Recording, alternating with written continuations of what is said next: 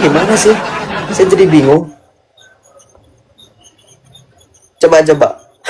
Ini nggak selesai-selesai kita ngomongin alam barzah dari jam 5. Dari jam 5 di roomnya Jackson, sampai Jackson roomnya Rungkat, pindah ke room saya, sampai udah mau jam 7 kagak selesai-selesai ngomongin cuman alam barzah. Gimana? Nggak selesai-selesai ini. Jadi alam barzah dalam Ya, Islam itu jujur sama aja seperti bang. alam penantian. Oke, jujur aja bang. Apa namanya? Kami memang tidak mempelajari secara detail ya tentang alam barzah ini. Makanya kita cari dulu urut ya kan. Tapi tidak kemudian membuat iman kami goyang karena gini bang ya. Masalah apakah Rasulullah itu berkumpul dengan orang-orang zalim? Sama lah ketika kita di dunia ini. Di dunia ini juga kan orang baik dengan orang-orang jahat itu satu tempat, ya kan? Di dunia Tetapi loh. memang di situ di dalam itu sudah dijelaskan. Nah terus Di dunia loh. Berarti Muhammad nggak pernah dapat keistimewaan baik di dunia maupun di akhirat gitu. gini bang, oke, saya belum dapat secara detail ya, itu dia masih berupa tafsir. Tetapi Fir'aun itu udah digambarkan, atau orang-orang jahil itu udah digambarkan, dia di kubur tuh di alam barzah itu dia mendapat siksa.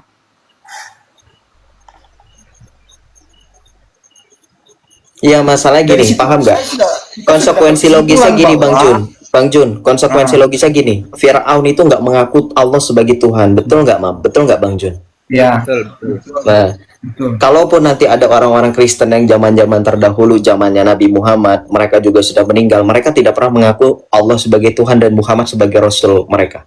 Berarti, tambah keberatan dari kamu, yang bikin kamu bakal bikin bingung adalah, di alam barzah itu Muhammad, satu golongan, satu gerbong, satu tempat dengan orang-orang yang disiksa. Saya juga nggak tahu, kamu juga nggak tahu, Imam juga nggak tahu Muhammad itu ngapain. Sedangkan alam barzah itu tempat mereka juga sembari menunggu untuk disiksa. Pertanyaan saya atas dasar narasi kamu, kita kembangkan ke pertanyaan yang membuat kita semakin bertanya-tanya. Kamu bilang katanya neraka dan surga belum ada, tetapi di alam barzah itu manusia menanti. Tapi kamu bilang juga di alam barzah itu tempat manusia disiksa Nah, sembari mereka menunggu. Iya, Jadi yang ada siksa benar, kubur. penyiksaan itu terjadi Selain pada saat di neraka atau di alam barzah. dua-duanya bang. kedua-duanya Dua-duanya. bang, bagi Kalau dua-duanya di kedua-duanya. alam barzah itu kan tadi ada Muhammad, ada Adam, ada manusia-manusia Ya, baik. Kalau ada yang disiksa ya. terus yang orang baik ini Catat ya ngeliatin bang, mereka atau gimana? alam barzah itu bukan bukan neraka loh ya. Catat Saya ya. tahu. Justru itu poinnya. Kalau alam barzah bukan neraka, kenapa Muhammad satu barisan, satu gerbong, satu tempat dengan orang-orang yang juga disiksa di situ? Bang, alam Kan barzah itu, terpisah. bang, alam barzah itu bukan cuma tempat Yang terpisah penyiksaan. itu, nah kan nambah lagi kan, balik lagi ke pertanyaan yang nggak ada jawabannya. Kalau terpisah, ada nggak keterangan Muhammad itu di sana, si koruptor di sini, Joseph di sini, Muhammad di sana gitu loh. Paham nggak kamu? Ada, Oke, di mana? Di mana? kan ada dijajakan di alam barzah orang yang bagus dia diberi kenikmatan, dia ditidurkan, bahkan itu apa Nah, ini ada. dalilnya di mana?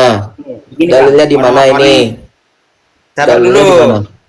Enggak, dalilnya di mana? Saya lupa dalilnya itu ada di hadis atau dalilnya Oh, saya di lupa. hadis. Nggak bisa. Nggak tanya. Jun aja nyari. Bang Jun aja nyari. Masa kamu lupa saya biarin? Bang Jun aja harus nyari. Saya cari. Masalahnya bang, saya HP saya cuma satu. Iya kan Islam itu cuma dua. Kalau nggak lupa ya nggak ada. Udah itu aja kamu hadapi itu. Ada dua kenyataan ketika teman-teman Islam ditanya mengenai dalil, hanya dua kemungkinan. Antara tidak ada dan lupa. Udah itu aja. Ya, Saya itu nggak gini, Mam. tapi begini bang, Hmm. di alam barzakh itu ada juga yang dia diberi kenikmatan. Nggak mungkin dong Rasulullah itu sama-sama dalam barzakh tapi dia sama-sama disiksa, ya nggak mungkin. Ya udah Sebagai diberi kenikmatannya seperti apa? Sebelum seperti apa kan kita bisa melihat itu dari dalil. Nah, dalilnya ada nggak yang membuktikan di alam barzah juga diberi kenikmatan? Lalu di situ dijelaskan kenikmatannya sama nggak seperti di surga? Ada, ada. Gimana? Tapi berbeda dong sama di surga. Kenikmatan di alam barzah sama di surga berbeda. Ya di mana dalilnya kalau misalkan ada? Coba Bang Jun cariin Bang. Lu enak banget lu yang buang hajat orang Lah, lain enak suruh lah. cebokin. Enggak Bang, Mam, dia ada HP di situ. Enggak, ada masalahnya HP di gini, situ. Mam. Kamu yang buang hajat, orang lain disuruh cebokin hajat kamu gimana sih? Ya beda lah, beda. Jelas. Beda. Ya sudahlah, terserah kalian lah, kalian yang satu ini satu iman set, terserah lah mau gimana juga terserah lah. Ya teman-teman bantu tap-tap layar ya sembari nunggu ya. Coba saya lihat dulu Bang Jun, ada lagi nggak teman-teman Islam yang mau naik? Barangkali ada yang punya dalilnya mungkin ya.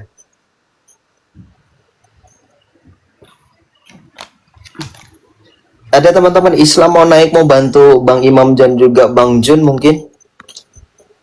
Iya, namanya Bang Jun, itu DJUN bacanya Jun teman-teman. Ada teman-teman Islam? Yang bisa aja, yang bisa. Ya, yang bisa loh. Yang bisa Jadi bantu Bang aja Jun dan naik. Bang Imam dua orang ini Islam, saya Kristen sendiri. Coba teman-teman ada lagi nggak yang bisa? Aris, coba nih Aris, Bang Aris. Oh Bang Aris ini sepertinya Kristen ya. Coba yang lain. Saya pikir Bang Aris itu ini. Coba ya bentar ya teman-teman ya. Perlu 3 orang loh ternyata mereka ya.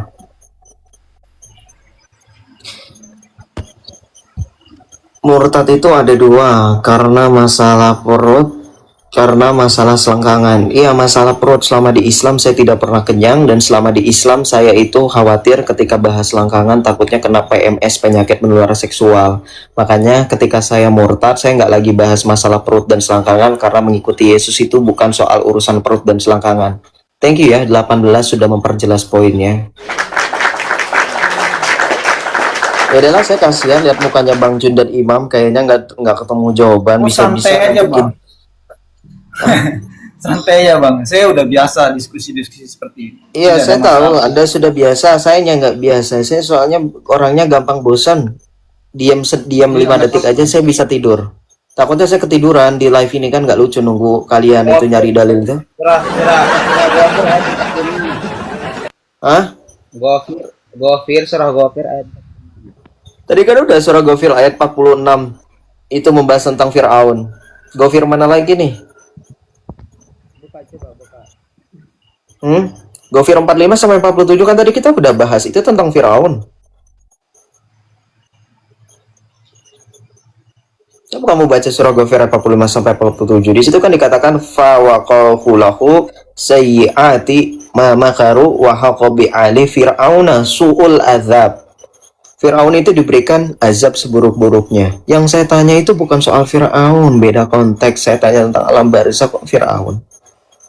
Inilah makanya saya bilang tadi, saya kasih ingat Bang Ya, Jun sama jadi Bang ini loh Bang, Imam. betul. Lain memang- gatel, lain yang memang digaruk. saya belum dapat, bentar Bang, saya belum dapat secara detail, tetapi di situ sudah tergambar bahwa antara Rasulullah dengan orang-orang lain itu sebetulnya sudah dia terpisah.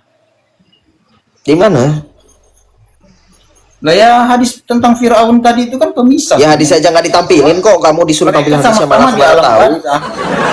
Hadis aja belum dibacain belum, ditampilin belum, kok udah ngomong di hadis, mana ada hadisnya sih?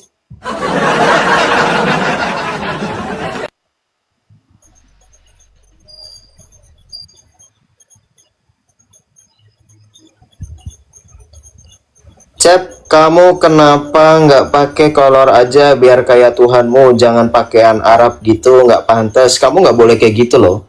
Di alam barzah pun kita nggak pakai kolor sama sekali. Bahkan kenapa kamu nggak ikutin keadaan Muhammad yang sekarang? Betul nggak bro? Karena kan keadaan di alam barzah tadi kata Imam kita semua telanjang, termasuk junjunganmu. Kenapa nggak kamu ikutin aja? Kamu nyaranin saya pakai kolor masih mending, itu tertutup. Kenapa kamu nggak ngikutin keadaan Muhammad sekarang? Nggak pakai apa-apa, telanjang. Udah gitu dalam hadis yang sahih, betul nggak Mam?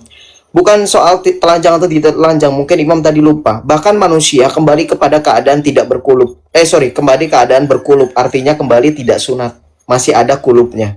dalam keadaan berkumpul di alam barzah. Nah, saran saya jadi Islam, daripada kalian repot-repot sunat, entah itu bayar, entah itu enggak, kalian jangan mau. Kenapa? Karena nanti di alam barzah, daging yang dikerat oleh mantri, oleh dokter, oleh siapapun yang mengkerat kulit katan kalian, itu akan dikembalikan lagi pada saat alam barzah. Jadi jangan mau disunat. Kalau di kami kekristenan udah nggak bahas itu lagi. Kebangkitan badan, kehidupan kekal itu tubuh yang kita kenakan itu tubuh mulia, bukan bahas masalah tubuh yang fana ini lagi.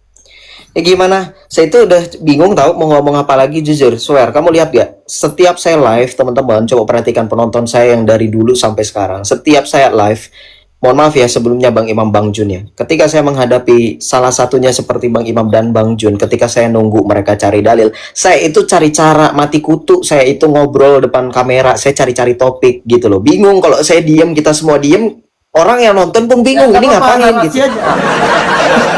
Orang yang nonton pun bingung. Iya, orang yang nonton pun bingung. Ini ngapain? Si itu diem, si ini diem, hostnya juga diem gitu kan? Tanggapi aja, nggak apa-apa. Saya pun ngerti ketika saya buka apa namanya Iya, saya tahu. Cuma saya kadang Cuman paham juga nggak nih Bang? teman-teman Kristen Iya, saya suka paham. dalil, nggak Tahu ada nggak Bang masalah. Jun? Nggak. Tahu nggak Bang Jun? Bang Imam, saya tahu. Ini kan udah 2 kali saya jelasin hal yang sama gitu. Kalau lagi nyari kayak gini, saya cari topik. Ini bukan saya lagi jelasin lagi, saya lagi sarkas. Ya, nggak apa-apa. Maksud saya cepetan nyarinya. Ini sudah 20 menit lebih. Saya Jadi, bukan saya tuh orang lagi yang sarkas. pokoknya terlalu baper-baperan gitu. Nggak apa-apa. Lu Kenapa? mau sindir kita nggak ada masalah.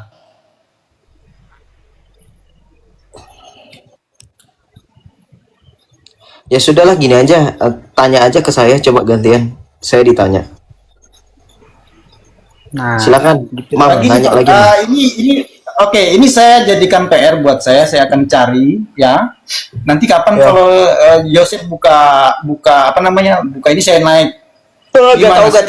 Gak tahu. Nanti kalau saya live bisa jadi saya udah diskusi sama orang lain tema baru. Saya nggak mau ngerjain PR-nya di room saya. Ngerjain PR di room kamu sendiri. Nanti kamu jawab sendiri baru nge-tag saya. Ya, Atau sudah, kalau nggak misalkan apa-apa. kamu mau, atau kalau misalkan kamu mau ngeselesain PR kamu, jangan pas naik lagi nanti masih cari lagi.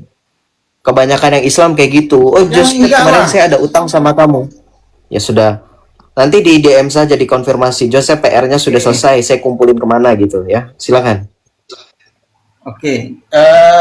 Ini apa yang jadinya? Ya tahu. Kan jadi nanya saya ngapain? Masih mau Sebetulnya- bertahan di sebetulnya sini? Yang pertama itu gini loh, Bang. Pertama itu saya tadi kan itu yang pertama tadi ya. Oke. Saya fair aja. Saya belum dapat Apa jawaban. tuh? Terus yang kedua masalah kok Putus-putus suaranya. apa? Oke, kenapa Muslim itu ada pertanyaan ketika di akhirat? Itu tadi yang kedua, sebetulnya juga saya mau tanggapi itu. Lalu Joseph katakan, loh, bukankah Allah itu Maha Tahu? Nah, saya sebetulnya mau mirroring Bang Joseph. Kalau abang katakan di situ kenapa Allah malaikat harus nanya-nanya lagi? Ya kan? Bukankah Allah Maha Tahu? Pertanyaan sebaliknya, buat apa Yesus itu turun ke dunia sebagai Tuhan gitu? Untuk apa gitu, Bang? Bisa dijelaskan nggak sama kita? Korelasinya apa ya? Tuhan Maha Tahu, Bang. Kenapa Tuhan harus turun lagi ke bumi? Ya korelasinya apa? Selesaikan narasinya, itu belum selesai. Korelasinya apa? Antara tanya di alam kubur dengan kedatangan Tuhan Yesus kedua kalinya. Ya, ketika orang-orang wafat dalam keyakinan Islam, nanti kan di sana seperti yang Imam katakan tadi ada pertanyaan-pertanyaan. Siapa Tuhanmu? Siapa nabimu? Apa kitabmu? Ya kan? Lalu Yosef mengatakan, "Loh, bukankah Tuhanmu Maha Tahu? Kenapa harus tanya-tanya?" Kan gitu.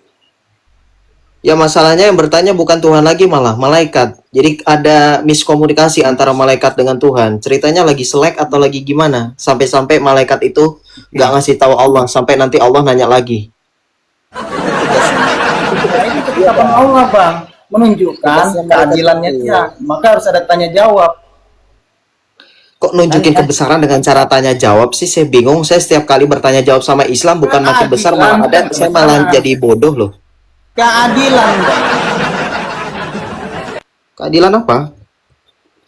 Lah iyalah. Supaya kita manusia di sini tahu bahwa nanti kamu di sana akan dihakimi, akan dipertanyakan.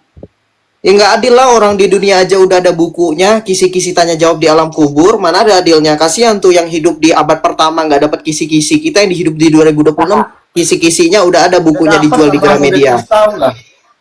Ya, iya, enak banget. Saya udah tahu, imam sudah tahu, kamu sudah tahu, bertanyanya pasti man robbuka, man nabiyuka, dan seterusnya.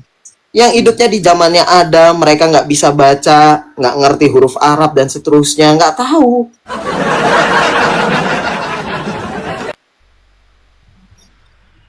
Man Gimana dong? nabiyuka? Lalu bagaimana dengan Tuhan mau turun ke dunia ngapain dia, Bang?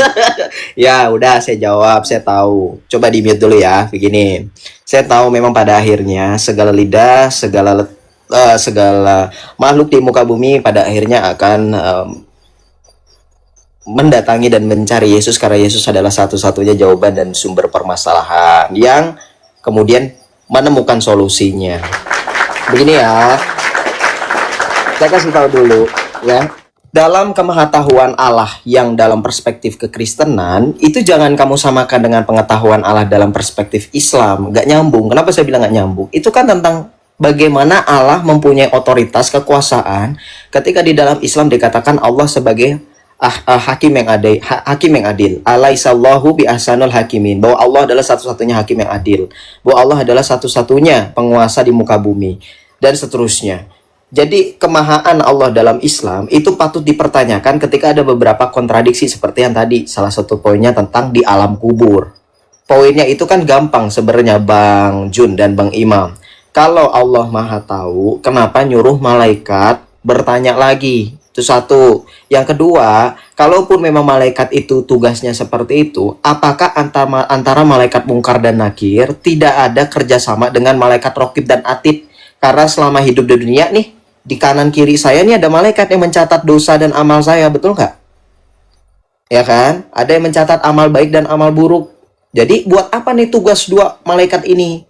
Kalau setelah di kematian saya ditanya lagi, padahal dari amal baik amal buruk ini udah ketahuan loh. Di Islam, sebaik apapun manusia selagi dia kafir nggak tercatat.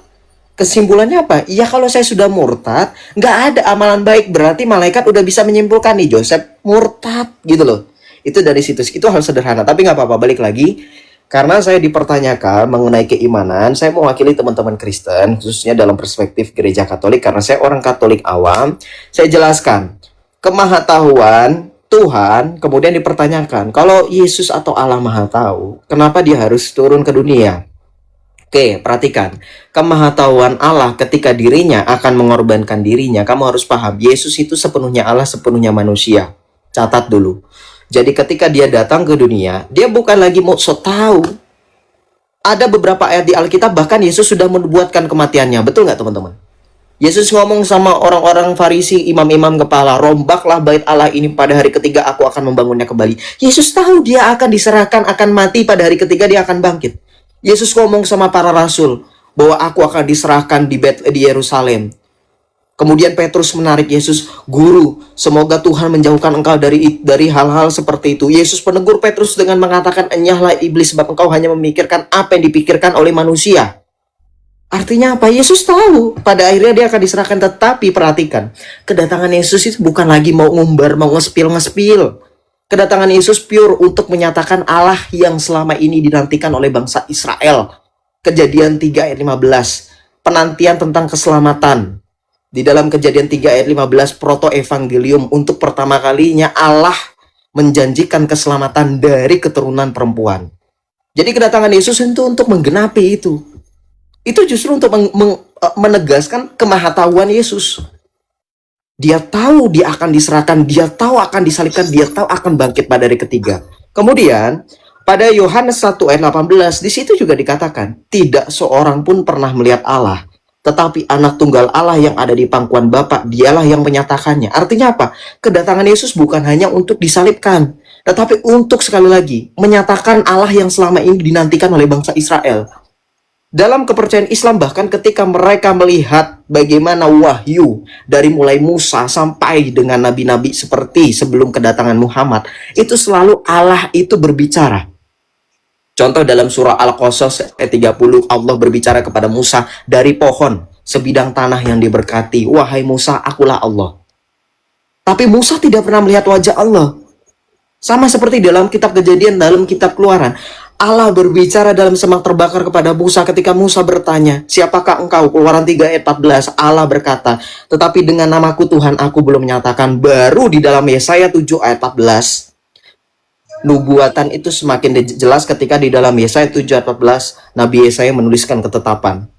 Sebab Tuhan sendirilah yang akan memberikan kepadamu suatu pertanda. Seorang perempuan, seorang gadis, seorang perawan akan mengandung dan akan melahirkan anak laki-laki dan akan menamainya Immanuel. Artinya Allah beserta kita. Yesaya 9 ayat 6 dikatakan, sebab seorang anak telah lahir dan seorang anak telah diberikan kepada kita. Namanya akan disebut sebagai Allah yang perkasa, Bapa yang kekal, Raja damai, penasihat ajaib. Itu nubuatan-nubuatan itulah yang kemudian digenapi oleh Yesus Kristus. Itulah tujuan kedatangan Yesus, untuk menggenapi itu. Maka sekali lagi, kemahatauan yang ada di dalam diri Allah, yang kemudian kepada kami orang Kristen ketahui berdasarkan tulisan dalam kitab suci, itu semakin jelas menyatakan Yesus adalah Tuhan Allah itu sendiri yang maha tahu. Kenapa? Dia tahu akan disalibkan, tapi apakah yang dia lakukan? Dia memberikan dan tunduk pada kehendak Allah Bapa juga. Yohanes 5 ayat 19. Sebab apa yang dikerjakan oleh Bapa dikerjakan juga oleh Anak. Yesus itu sehakikat dengan Bapa. Ketika Bapa menghendaki keselamatan, Yohanes 3 ayat 16. Sebab begitu besar kasih Allah akan dunia sehingga ia mengkaruniakan putranya yang tunggal, supaya yang percaya kepadanya tidak binasa melainkan memperoleh hidup kekal. Ketika Yesus diberikan kepada dunia untuk dijadikan kurban sekali dan untuk selama-lamanya, Yesus memilih untuk taat. Matius 26 ayat 52 sampai 54. Ketika Yesus memiliki apa? Kesempatan untuk kabur. Kamu pikir Yesus nggak memiliki kesempatan untuk kabur selama dia hidup di dunia, selama dia tahu dia akan disalibkan? Kamu baca dalam Matius 26 ayat 52 sampai 54. Ketika salah seorang murid di masa di mana Yesus ditangkap, digeruduk oleh tentara Romawi, Matius 26 ayat 52 sampai 54. Ketika Petrus menghunus pedang kepada salah satu hamba imam besar, Yesus justru berkata kepada Petrus, sarungkanlah kembali pedangmu itu. Ataukah kau sangka aku tidak dapat berseru kepada Bapakku untuk mendatangkan lebih dari 12 pasukan malaikat untuk menolong aku? Artinya apa? Kamu membaca kitab suci di dalam Matius 26 ayat 52 sampai 54. Selama ini Yesus itu punya kesempatan untuk melarikan diri. Selama ini Yesus mempunyai kesempatan untuk meloloskan dirinya dari penyaliban, dari penangkapan, dari pembunuhan. Tapi karena dia tahu semuanya itu dilakukan untuk menyelamatkan kita manusia, maka dia memilih untuk taat. Makanya ketika dikatakan dalam surah Al-Ahzab ayat 21, coba kamu baca dalam Al-Quranmu. Tahu nggak artinya apa, bunyinya apa? Surah Al-Ahzab ayat 21. Laqad kana lakum fi Rasulillahi uswatun hasanatun liman kana. Ketika Islam mengatakan mengajarkan Muhammad adalah satu-satunya suri tauladan nyata. Namun, selama saya hidup dan selama saya menyaksikan dengan mata kepala sendiri, tidak ada Islam yang meniru seperti bagaimana Muhammad hidup. Tetapi, ketika orang Kristen melihat bagaimana Yesus hidup, kita semua berani mencontoh Yesus. Apa salah satunya? Dari kisah penyaliban. Yesus memilih untuk taat dan rela ketika dirinya dikorbankan untuk banyak orang. Maka kedatangan Yesus sekali lagi dengan kemahatauannya, ia menyelamatkan manusia. Dia tahu dia akan menang, mengalahkan maut. Oke. Gitu. Sudah bang, mantap. Sekarang saya tanya bang, kalau Yesus itu maha tahu, kok dia nggak tahu pohon ara itu berbuah musimnya, malah dikutuk? Satu, di dalam Bibelmu tuh ada, itu paling sering dibahas sama teman-teman. Lalu yang kedua, Ya, kok Yesus nggak tahu hari kiamat? Katanya maha tahu tuh, dalam Bibelmu juga ada, nggak perlu kita buka bang. Oke, dari tadi kan saya ngomongin, dengerin. Shh, dengerin. Dari tadi kan saya ngomongin Al-Quran, ngomongin hadis, ngomongin Alkitab. Saya berani sebutkan dalil. Di mana dalilnya ketika Yesus mengutiki pohon ara? Di mana dalilnya ketika Yesus tidak tahu hari kiamat? Saya minta pertanggungjawaban Anda. Dalam diskusi, selagi saya, meskipun saya orang Kristen, saya tahu Alkitab saya akan bertanggung jawab sekalipun saya ngomongin Al-Quran. Kayak tadi, saya sebutkan surah Al-Ahzab 21, padahal itu punya kamu. Ngerti nggak? Nah sekarang, tanggung jawab.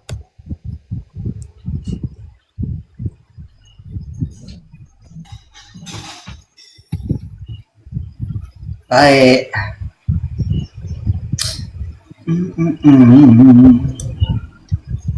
Karena kamu bilang kan Di tadi itu sering Markus, sok oke, di Markus 13:32 Bang. 11. Markus 11 ayat 13. 13 Markus ayat 11 ayat 13 mengenai pohon ara dulu. Enggak, kamu sesuai dengan urutan. Kamu kan nyebutin pohon ara dulu urutan, baru baik. ya.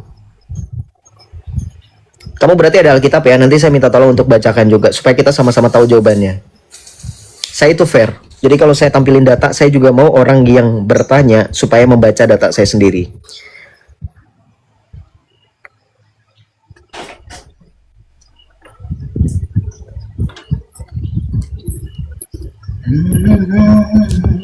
Markus 11 ayat 13 itu loh pohon ara. Markus 11 12 sampai 13. Ya.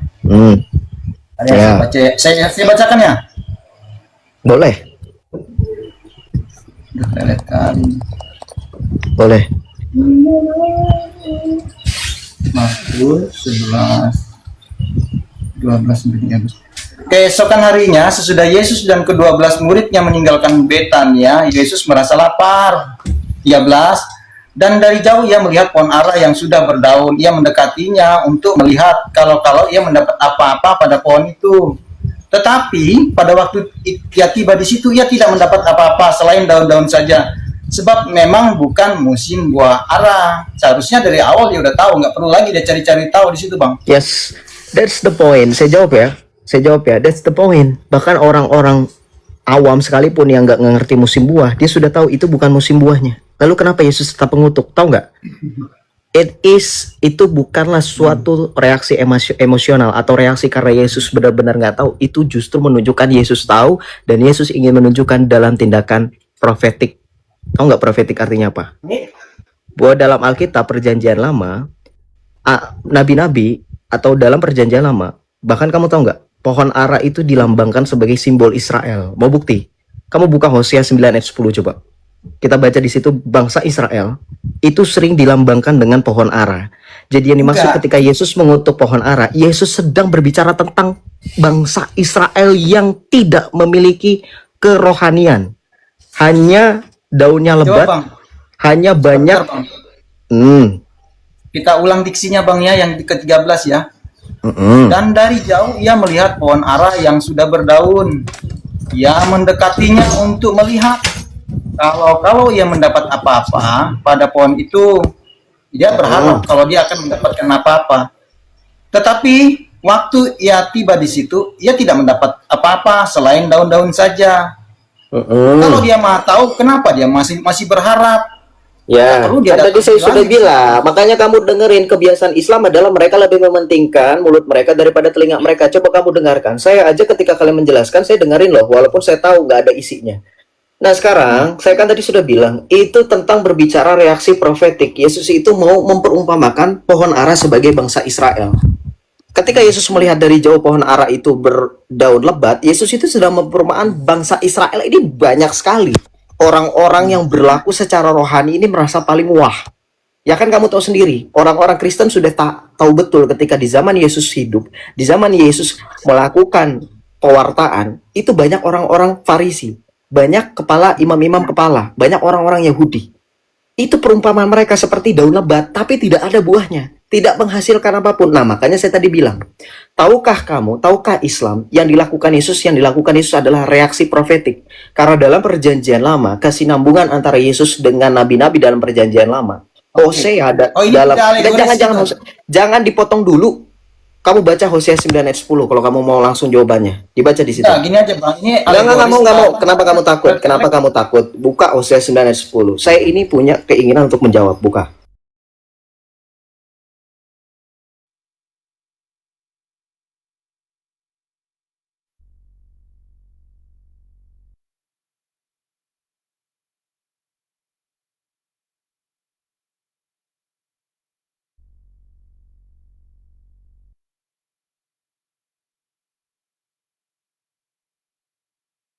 Hosea apa tadi? Hosea 9 ayat 10.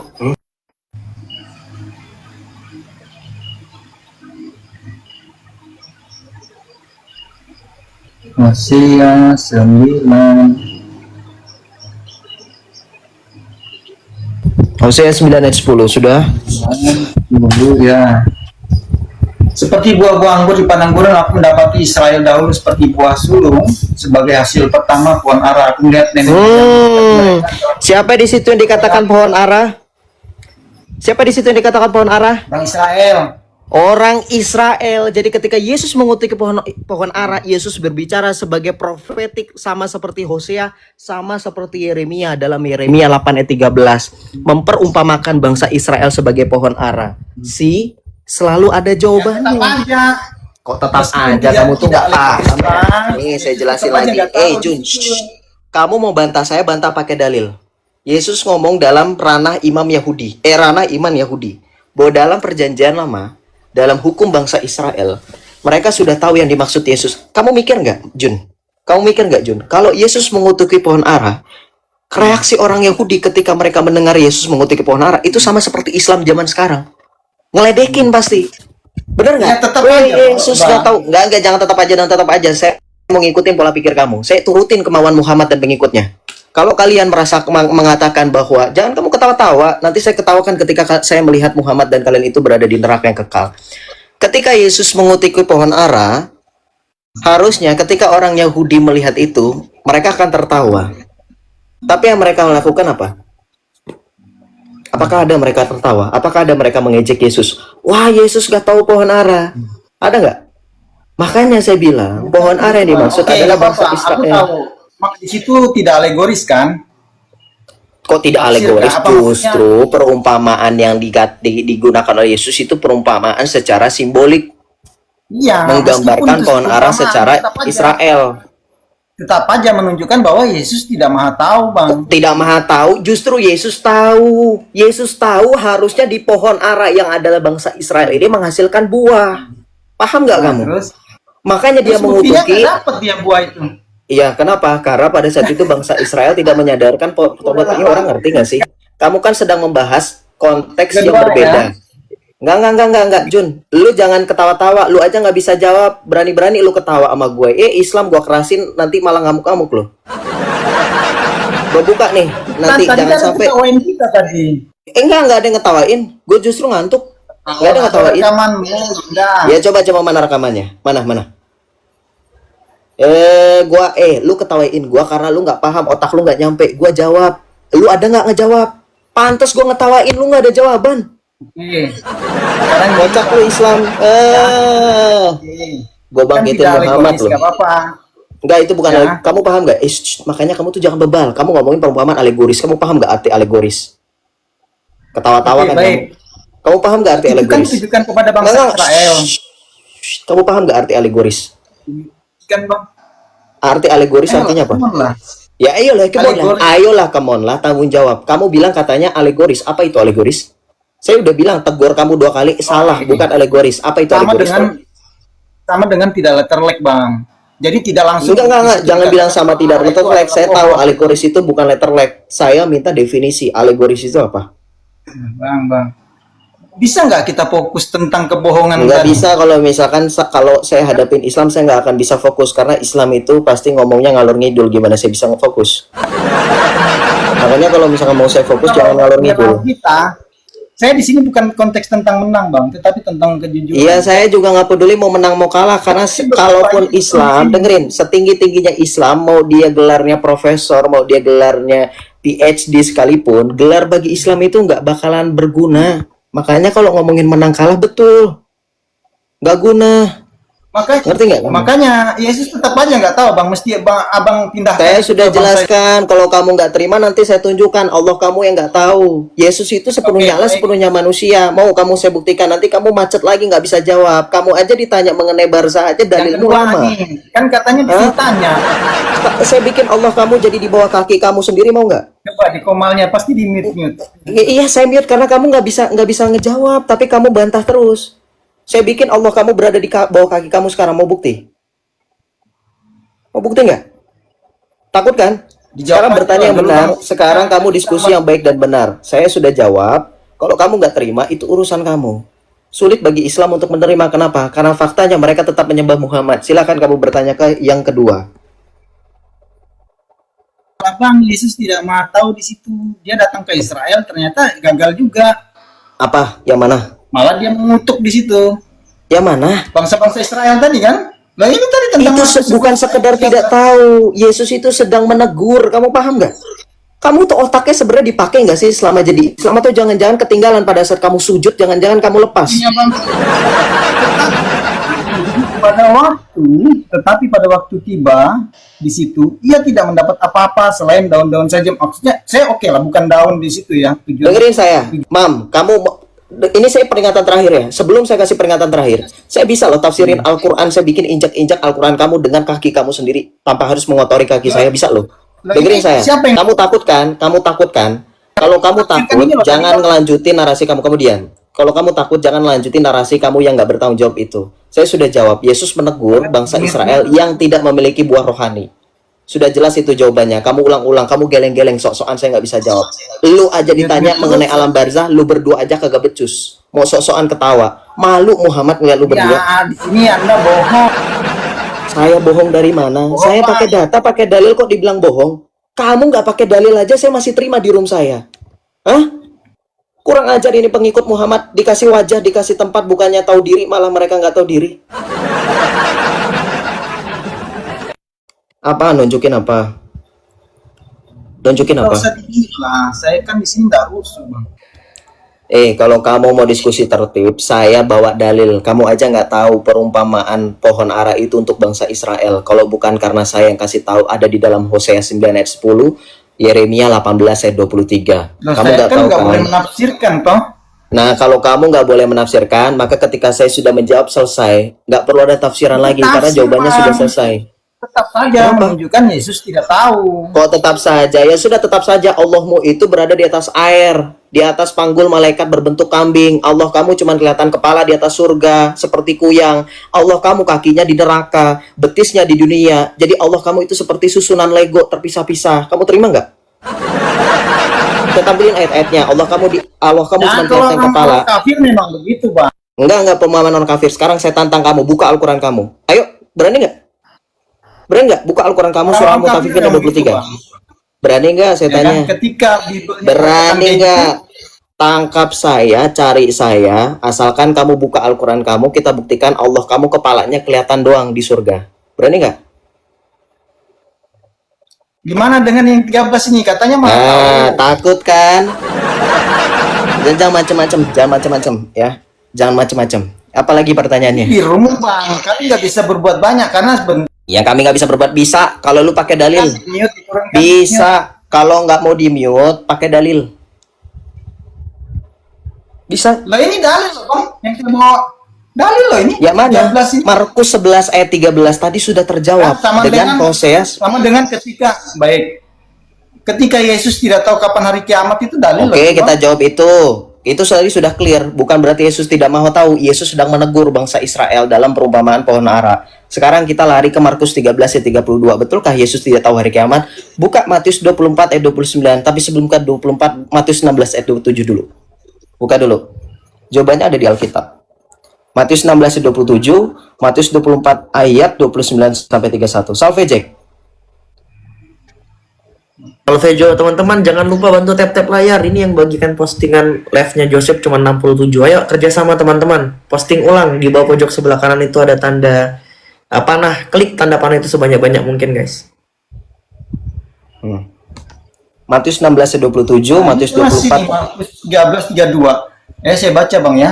Tetapi Iya. tentang hari itu, saat itu tidak seorang pun tahu.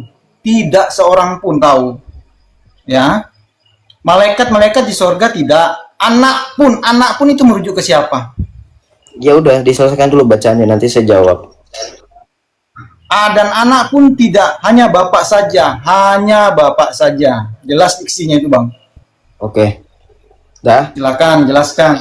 Oke, saya jelaskan deh, kamu diam ya. Oke, ketika Yesus menjelaskan itu, Yesus sedang memberitahukan kepada para muridnya terkait tentang hal kiamat. Tidak seorang pun tahu, hanya Allah yang di surga yang tahu, yaitu Bapa yang di surga. Kenapa Yesus tidak mengatakan dia tahu? Karena ketika Yesus tahu, Yesus pasti akan ditagi-tagi kapan-kapan. Tapi secara hakikatnya pribadinya sebagai firman Allah, apakah dia tahu? Saya jawab berdasarkan Matius 28 ayat 18. Jack, tolong dong jadi lektor gue, Jack. Kayaknya kalau Islam suruh baca Boleh. susah. Berapa Ya, tadi? tolong ya, Jack. Boleh. Matius 28 ayat 18, Jack. Oke. 28 ayat 18, Matius 28 ayat 18. Oke, kita baca ya. Yesus mendekati mereka seraya berkata, "Kepadaku telah diberikan segala kuasa di surga dan di bumi." Perhatikan ya, tadi kamu bilang mengenai hari itu, malaikat di surga pun tidak, anak pun tidak, hanya Bapa yang tahu. Yesus sudah bilang dalam Matius 28 ayat 18 sampai 20. Kepadaku diberikan kuasa di surga dan di bumi. Kamu boleh ketawa, kenapa? Kamu melihat bagaimana mirisnya privilege yang dipunyai oleh Muhammad dengan Yesus itu berbeda. Yesus memiliki kuasa di surga dan di bumi, sementara Muhammad hanya berkuasa di atas ranjang. Itu yang harus kamu tahu. Tapi perhatikan di sini. Apakah kemudian itu semerta-merta menjawab? Diam dulu, saya sedang menjawab, jangan protes. Apakah itu semerta-merta menjawab? Belum. Karena jawabannya ada di sini. Jack, tolong buka Matius 16 ayat 27, Jack. Oke, Matius 16 ayat 27. Didengarin, Dujon. Perhatikan. Sebab anak manusia, ini Yesus ya, akan datang dalam kemuliaan Bapaknya, diiringi malaikat-malaikatnya. Pada waktu itu, ia akan membalas setiap orang menurut perbuatannya. Coba, Mam, John, jujur sama saya. Hari kiamat itu adalah hari pembalasan, di mana Allah akan menurunkan azab dan Allah akan memberikan penghakiman. Ketika Yesus bilang dalam Matius 16 ayat 27, ini belum loh, ini masih belum loh, ini mah pemanasan, saya udah bilang, masih ada ayat lain. Ketika Yesus bilang akan datang, Yesus tidak tahu, tapi Yesus menggambarkan keadaan itu. Apakah dia tidak tahu, sedangkan dia memberikan gambaran? Coba Jack baca lagi, Jack, kalau mereka nggak paham. Sorry. Oke. Sudah. Sebab Sekarang anak ya. manusia akan datang dalam kemuliaan Bapaknya, diiringi malaikat-malaikatnya. Pada waktu itu, ia akan membalas setiap orang menurut perbuatannya.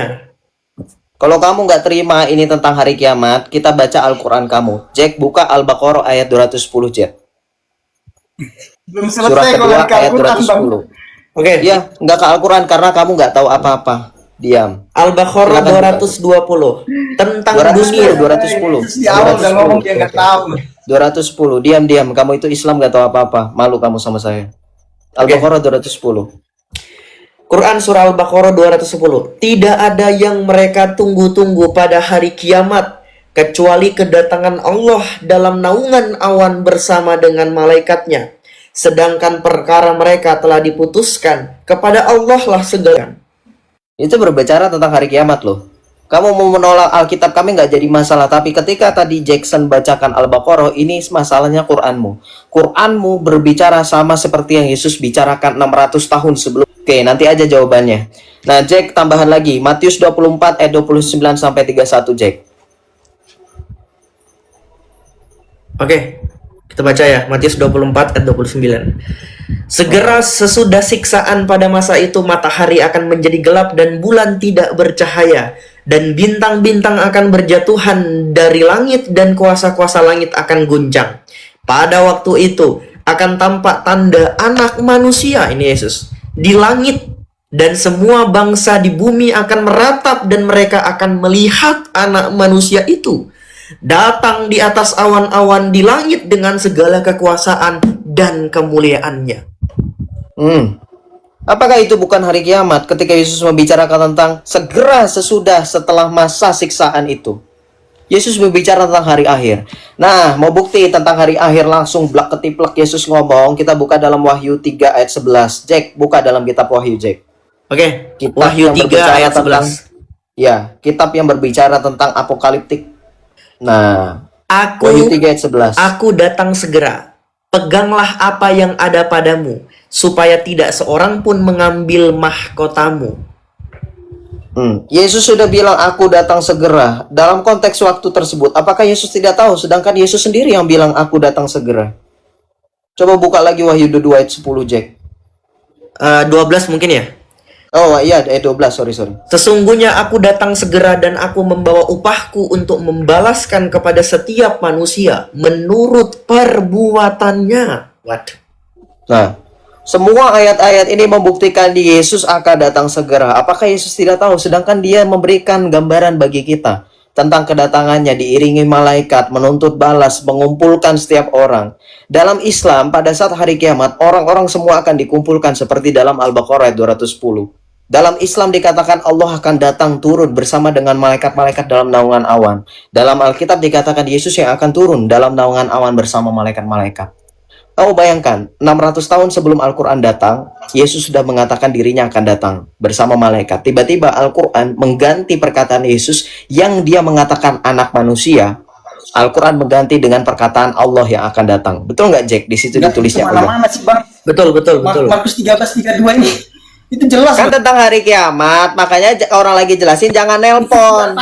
Jangan nelpon. Gua tahu lu nelpon. Lu kalau nelpon beneran gue turunin, lu nggak sopan. Nggak tahu diri Yesus Islam. di awal Nggak tahu diri. Lu tadi nelpon kan? Lu Ya, tadi nelpon kan? terus. Nelpon. Aku Nah, lu dengar. turun. Lu teleponan sama Jibril. Lu minta wahyu. Ya, teleponan sama Jibril. Kurang ajar. Dia yang teleponan, kita yang suruh ngulangin. Udah jelas-jelas itu berbicara tentang hari kiamat. Sudah saya ulang. Ini berbicara tentang hari kiamat. Saya sudah jelaskan malah minta ulang. Nggak tahu diri. Makanya kalau orang lagi jelasin, fokus. Kalau ada yang nelpon, reject, bilang sebentar saya lagi ada urusan. Gimana ya orang Islam ini? Sorry itu saya nggak menemukan adanya adab. Kalaupun mereka tidak punya ilmu. Ya, saya sudah menjelaskan. Saya tahu kamu lagi nelpon, saya tadi melirik. Baru mau saya sindir, tapi biarin aja. Gitu ya.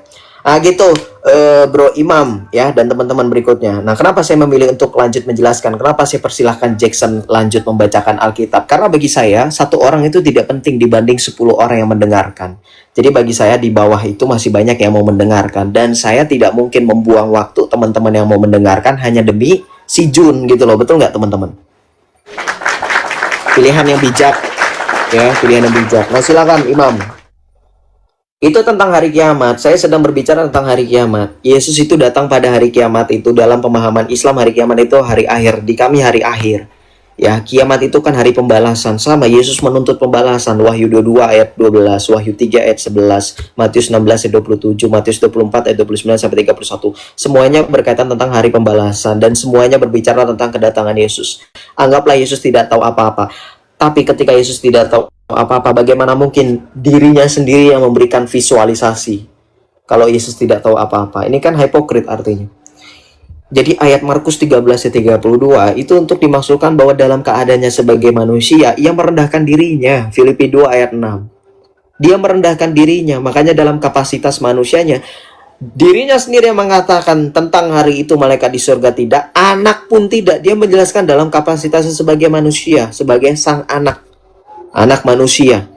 Maka dalam kapasitas sebagai manusia sangatlah pantas dan wajar bagi dirinya tidak mengetahui. Tetapi dalam kapasitasnya yang ilahi, firman Allah yang menjadi manusia, dia tahu. Makanya menuliskan Yesus itu datang segera. Menuliskan Yesus itu datang dalam keadaan yang seperti apa dan bagaimana.